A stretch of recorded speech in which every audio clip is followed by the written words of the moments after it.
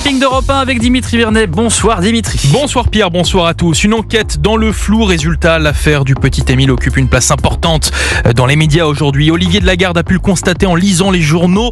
La revue de presse, c'est dans Europe 1 matin à 8h40. Tous les ingrédients sont réunis pour passionner les foules et donc les journaux. C'est le Parisien aujourd'hui en France qui semble le plus en pointe sur le sujet. Quant à son autre papier, Portrait à charge du grand-père, décrit comme catholique traditionnaliste, donc forcément suspect, on lui en laisse l'entière responsabilité. Une première victoire pour les anti-ZFE. Les députés ont voté leur suppression en commission hier. Réaction d'Alexandre Jardin qui mène la bataille contre ces zones à faible émission. Il était en direct dans le journal de 8h sur Europe 1. C'est que ça veut dire que la mobilisation des gueux, entre guillemets, puisque c'est devenu un hashtag, est en train de peser sur les partis. C'est surtout le signe de ça.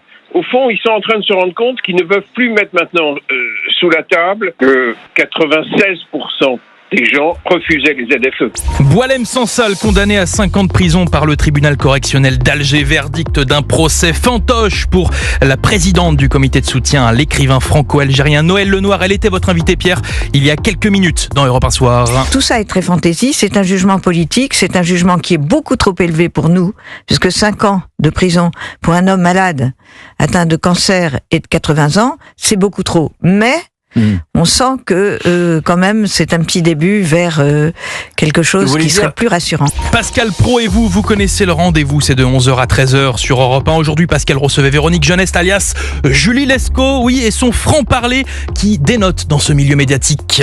Je dis ce que je pense, je ne dis pas, je suis pas raciste, je ne suis pas d'extrême droite contrairement à ce qu'on pense, je ne suis pas, voilà. Mais j'ai certaines valeurs et j'espère les défendre et j'ai le droit de les défendre. Mais vous avez parfaitement le droit, mais je trouve que c'est assez courageux. Moi, je pense qu'on devrait plutôt se poser la question de pourquoi c'est courageux de dire ce qu'on pense, quoi. C'est ça qui est inquiétant.